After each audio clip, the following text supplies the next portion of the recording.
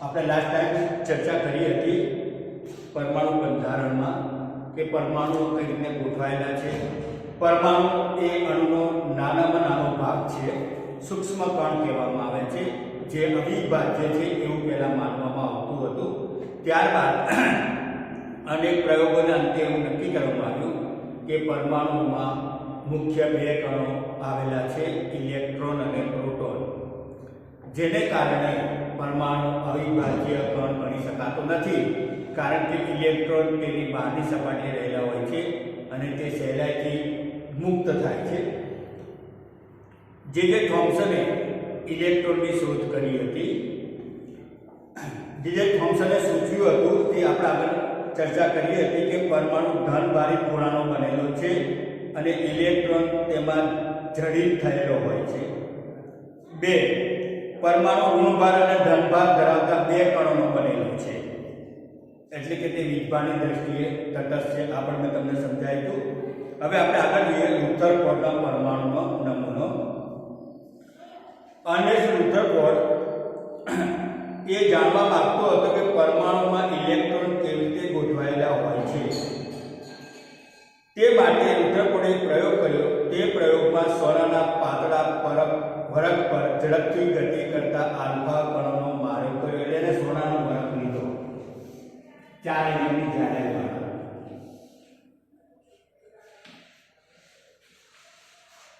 આ સોનાનો વરખ છે।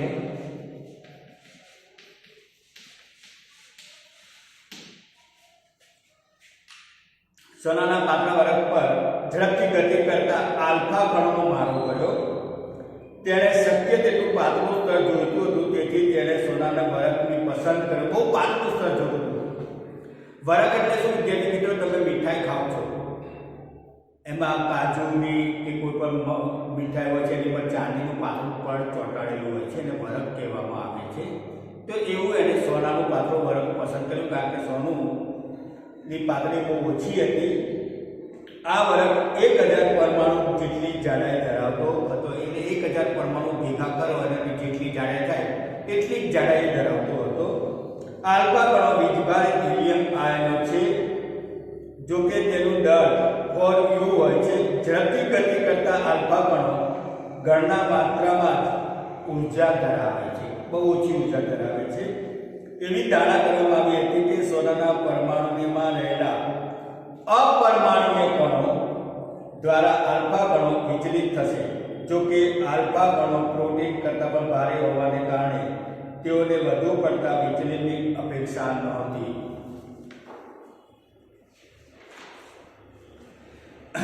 પરંતુ આલ્ફા કણ પ્રકીર્ણનના પ્રયોગ સંપૂર્ણ રીતે અણધાર્યા આવ્યા। નીચેના અવલોકનો નોંધવામાં આવે, એટલે એણે પ્રયોગ કર્યો, સોનાના વરખ ઉપર આલ્ફા કણોનો મારો કર્યો। આલ્ફા કણોનો મારો કર્યા પછી એની ધારણા નહોતી એવા એને પરિણામો મળ્યા। એમાં કયા? તો પહેલું પરિણામ એ હતું ઝડપથી ગતિ કરતા મોટા ભાગના આલ્ફા કણો સોનાની વરખમાંથી સીધા પસાર થઈ ગયા। એટલે સોનાના વરખ ઉપર છે એમાંથી મોટા ભાગના આલ્ફા કણો પસાર થઈ ગયા।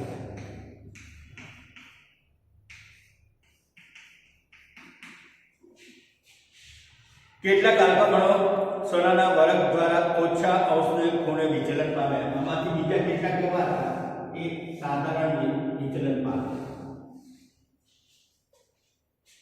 અને આશ્ચર્યજનક રીતે 12 લાખ આલ્ફા કણો પૈકી એક કણ અથડાઈને પાછો પડ્યો। આવા 12,000 આલ્ફા કિરણોનો મારો કર્યો, એમાં એક જ કિરણ એવું હતું કે એ અથડાઈને પાછું વળ્યું।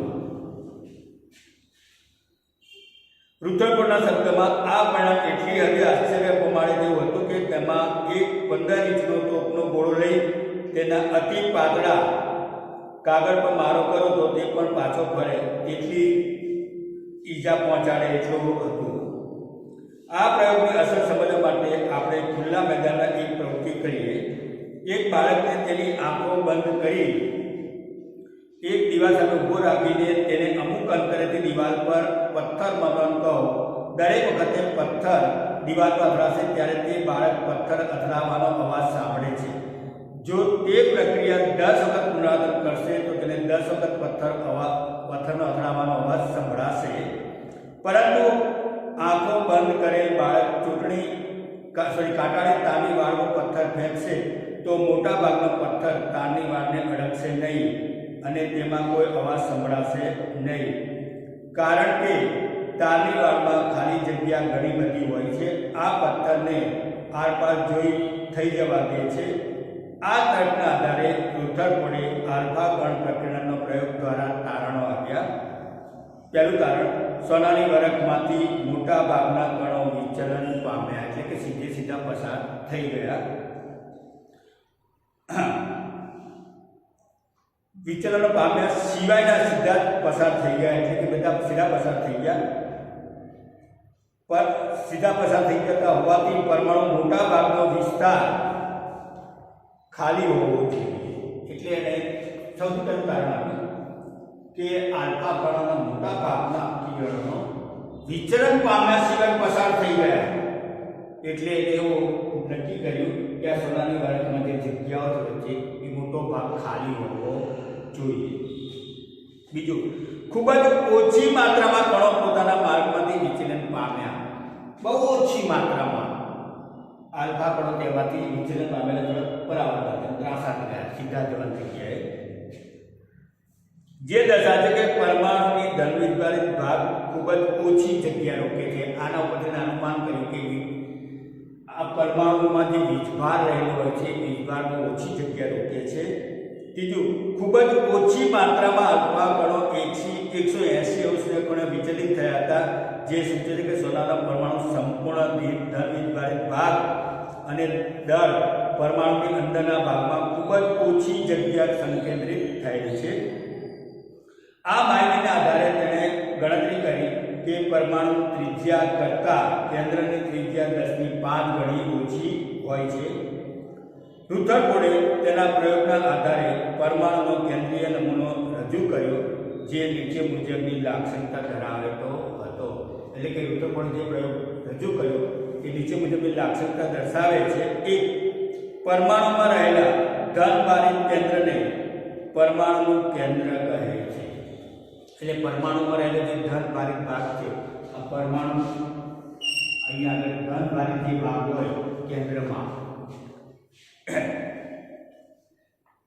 એ ધનભારિતને ન્યુક્લિયસ એટલે કે કેન્દ્ર પરમાણુ કેન્દ્ર કહેવામાં આવે છે. પરમાણુના મોટા ભાગનું બધું જ કેન્દ્ર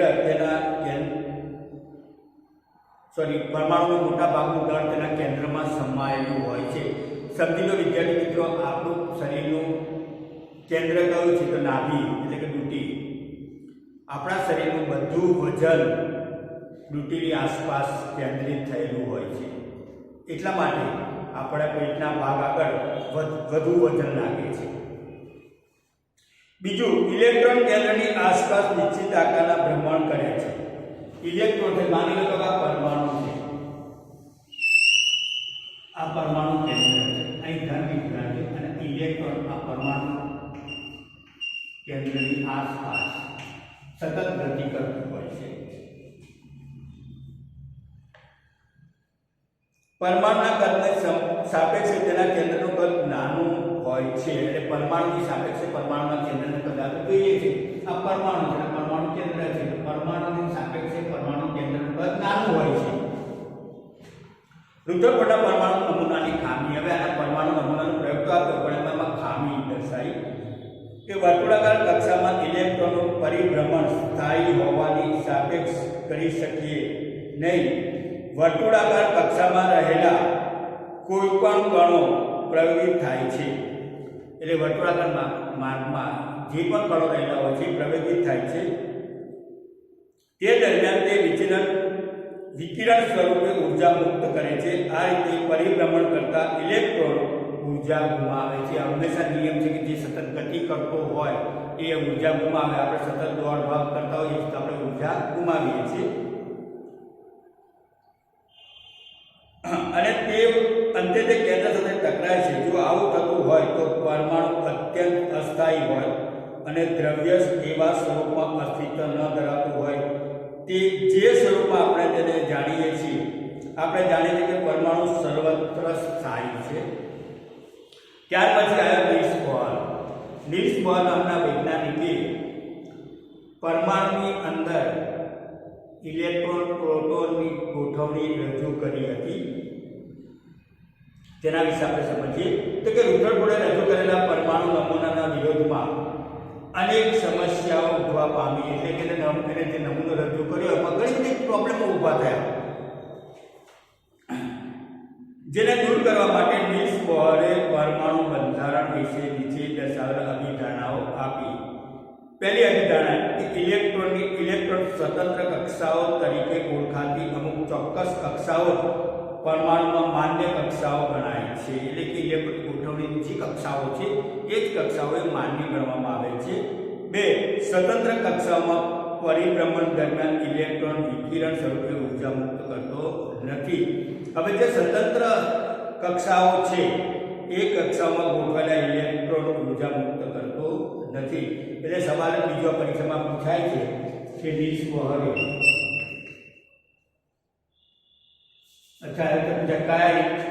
કયા વૈજ્ઞાનિકે ઇલેક્ટ્રોનની ગોઠવણી વિશેની માહિતી આપી હતી? તો નીલ્સ બોહર. આ નીલ્સ બોહર વિશે આપણે થોડું જાણીએ વૈજ્ઞાનિક તરીકે. તો કે નીલ્સ બોહર 1885 થી 1962 સુધીમાં જન્મ્યો, એને એટલા વર્ષ થયા હતા. નો જન્મ 7 ઓક્ટોબર 1885માં કોપનહેગનમાં થયો હતો. 1916માં કોપનહેગન વિશ્વવિદ્યાલયમાં તેઓને ભૌતિકશાસ્ત્રના પ્રાધ્યાપક તરીકે નિયુક્ત કરવામાં આવ્યા. 1922માં તેમના પરમાણુ બંધારણોના કાર્ય માટે તેઓને નોબેલ પારિતોષિક એનાયત થયું. પ્રાધ્યાપક બોહરના અનેક લેખો પર આધારિત 3 પુસ્તકો જોવા મળે છે. એક પરમાણુય બંધારણ અને વર્ણપટ સિદ્ધાંત, 2 પરમાણુય સિદ્ધાંત અને 3 પ્રકૃતિનું વર્ણન. આ કક્ષાઓ અથવા કોષો ઉર્જાસ્તર તરીકે ઓળખાય છે. પરમાણુ ઉર્જાસ્તર તરીકે આકૃતિ દર્શાવી છે. હવે આપણે પરમાણુ વિશે જોઈએ.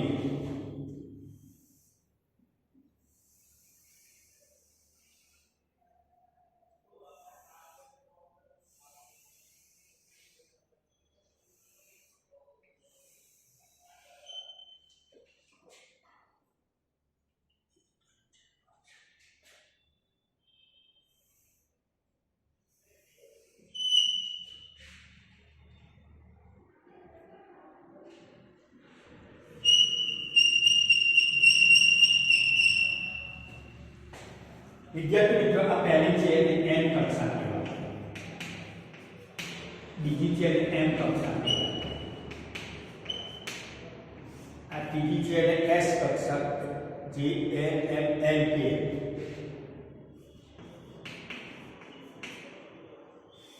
અને ચોથી કક્ષા છે એને k કક્ષા કહેવામાં આવે છે. આને પરમાણુ કેન્દ્ર કહેવામાં આવે છે.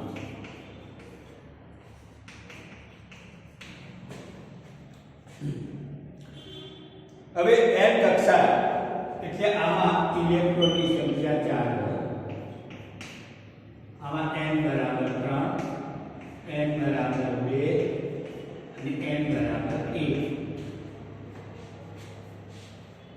એટલે કક્ષા પર આ કક્ષાઓ અથવા કોષોને KLMN દ્વારા દર્શાવવામાં આવે છે. હવે આપણે ન્યુટ્રોન વિશે જોઈએ તો કે ઈસવીસન 1932માં જે ચેડવિક અન્ય અપરમાણુય કણની શોધ કરી, પછી ચેડવિક આવ્યો જેણે એક ત્રીજો કણ શોધી કાઢ્યો જે અપરમાણુય હતો, કે જે વીજભારિત હતો, તેને વીજભાર રહિત, એટલે કે એનામાં કોઈ પણ પ્રકારનો ધન કે ઋણ વીજભાર ધરાવતો નહોતો, અને તેનું દળ લગભગ પ્રોટોનના દળ જેટલું હતું. એટલે પ્રોટોન અને ન્યુટ્રોનનું દળ સરખું હોય છે. આખરે તેને ન્યુટ્રોન નામ આપવામાં આવ્યું. ન્યુટ્રોન પરમાણુના કેન્દ્રમાં આવેલો હોય છે. ન્યુટ્રોન ક્યાં આવેલો હોય છે? તો પરમાણુના કેન્દ્રમાં. પ્રોટોન અને ન્યુટ્રોન દળ સરખું છે. પ્રોટોન અને ન્યુટ્રોન બંને પરમાણુ કેન્દ્રમાં આવેલા છે અને ઇલેક્ટ્રોન પરમાણુ કેન્દ્રની કક્ષાની આજુબાજુ ગતિ કરતો હોય છે. ન્યુટ્રોન પરમાણુના કેન્દ્રમાં આવેલો હોય છે. સિવાય કે હાઇડ્રોજન, સામાન્ય રીતે હાઇડ્રોજનને n સંજ્ઞા વડે દર્શાવવામાં આવે છે. તેથી હાઇડ્રોજનનો પરમાણુ દળ તેના કેન્દ્રમાં રહેલા પરમાણુ કોઈ પરમાણુ દળ તેમાં રહેલા પ્રોટોન અને ન્યુટ્રોનની સંખ્યાના કુલ સરવાળા જેટલું થાય છે. તો વિદ્યાર્થી મિત્રો હવે આપણે એક તફાવત પૂછાય.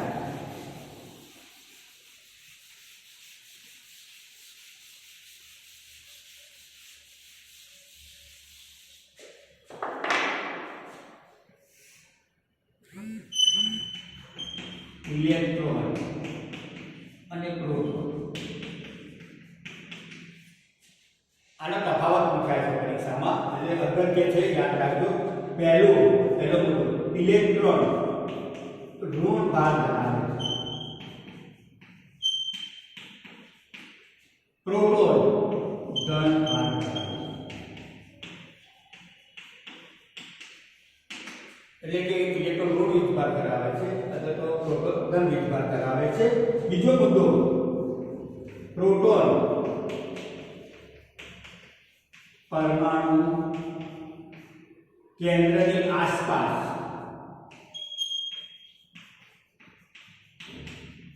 વર્તુળાકાર કક્ષામાં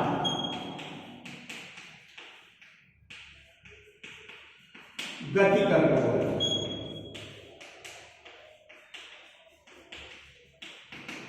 સામે બીજો મુદ્દો, પ્રોટોન પરમાણુ કેન્દ્રમાં આવેલો છે, પરમાણુના કેન્દ્રમાં રહેલો હોય છે. ત્રીજો મુદ્દો, ઇલેક્ટ્રોનનું દળ નહિવત હોય છે.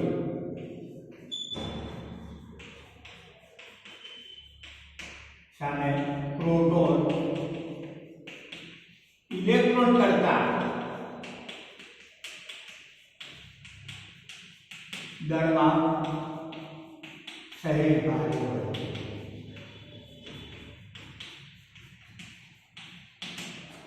બરાબર વિદ્યાર્થી મિત્રો, ફરીથી ધ્યાન આપો તફાવતમાં. કે તફાવતમાં પહેલો મુદ્દો છે, ઇલેક્ટ્રોન ઋણ વીજભાર ધરાવે છે, પ્રોટોન ધન વીજભાર ધરાવે છે. બીજો મુદ્દો, ઇલેક્ટ્રોન પરમાણુ કેન્દ્રની બહાર આવેલી કક્ષાઓમાં વર્તુળાકાર કક્ષાઓમાં ગતિ કરતો હોય છે, જ્યારે પ્રોટોન પરમાણુના કેન્દ્રમાં રહેલો હોય છે. ત્રીજો મુદ્દો, ઇલેક્ટ્રોનનું દળ નહિવત હોય છે, જ્યારે પ્રોટોનનું દળ પ્રોટોન કરતા ભારે હોય છે. તો વિદ્યાર્થી મિત્રો, હવે આપણે વિવિધ કક્ષાઓમાં ઇલેક્ટ્રોન કેવી રીતે ગોઠવાયેલા છે તેની ચર્ચા કરીએ. પરમાણુની વિવિધ કક્ષાઓમાં ઇલેક્ટ્રોનની વહેંચણી બોહર અને બરી નામના વૈજ્ઞાનિકે સૂચવી. એટલે પરમાણુમાં ઇલેક્ટ્રોન, પ્રોટોન, ન્યુટ્રોન કઈ રીતના ગોઠવાયેલા હોય છે તેની માહિતી નીલ્સ બોહર અને બોરી નામના વૈજ્ઞાનિકે આપી. જુદા જુદા ઉર્જા સ્તરો અથવા કોષોમાં ઇલેક્ટ્રોનની સંખ્યા દર્શાવવા માટે નીચે મુજબના નિયમો અનુસરવામાં આવે. એના માટે નિયમો આપ્યા. પહેલો નિયમ છે, કક્ષામાં હાજર રહેલા ઇલેક્ટ્રોનને મહત્તમ સંખ્યા 2n² સૂત્ર વડે. કયું સૂત્ર? 2n².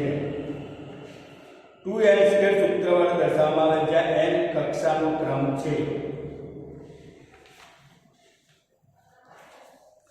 ઊર્જા સ્તરનો ક્રમ 1 2 3 4 વગેરે છે. આપણે આપેલું હતું ચક્રડામાં 1 2 3 4 m l બરાબર 4 ને સોરી m n બરાબર 4 m બરાબર 3 l બરાબર 2 અને k બરાબર 1. આમ જુદી જુદી કક્ષાઓમાં રહેલા ઇલેક્ટ્રોનની મહત્તમ સંખ્યા નીચે મુજબ દર્શાવી શકાય.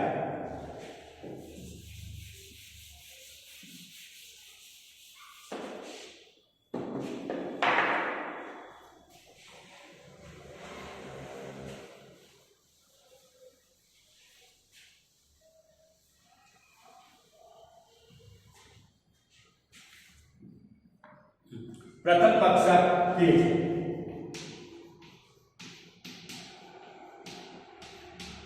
જ્યાં આપણે n બરાબર 1 એટલે કે 2n² બરાબર 2 કૌંસમાં x² એટલે કે 2 ગુણ્યા 1 2 એકા 2. બીજી કક્ષા n કક્ષા, જ્યાં n બરાબર 2 એટલે કે 2 n ની જગ્યાએ કેટલા મૂકવાના? 2 મૂકવાના. એટલે કે 2 ગુણ્યા 2 નો વર્ગ 4 4 ગુણ્યા 8 ઇલેક્ટ્રોન.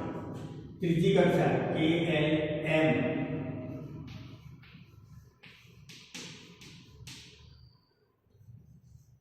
n બરાબર 3 એટલે 2 કૌંસમાં 3 નો વર્ગ બરાબર 2 ગુણ્યા 3 નો વર્ગ 9 9 દુ 18 અને ચોથી કક્ષા n જ્યાં n બરાબર 4 છે એટલે કે 2 કૌંસમાં 4 નો વર્ગ બરાબર 2 ગુણ્યા 4 નો વર્ગ 16 16 દુ 32 આ રીતે કક્ષાઓ નક્કી કરવામાં આવી છે સૌથી પહેલી કક્ષામાં 2 ઇલેક્ટ્રોન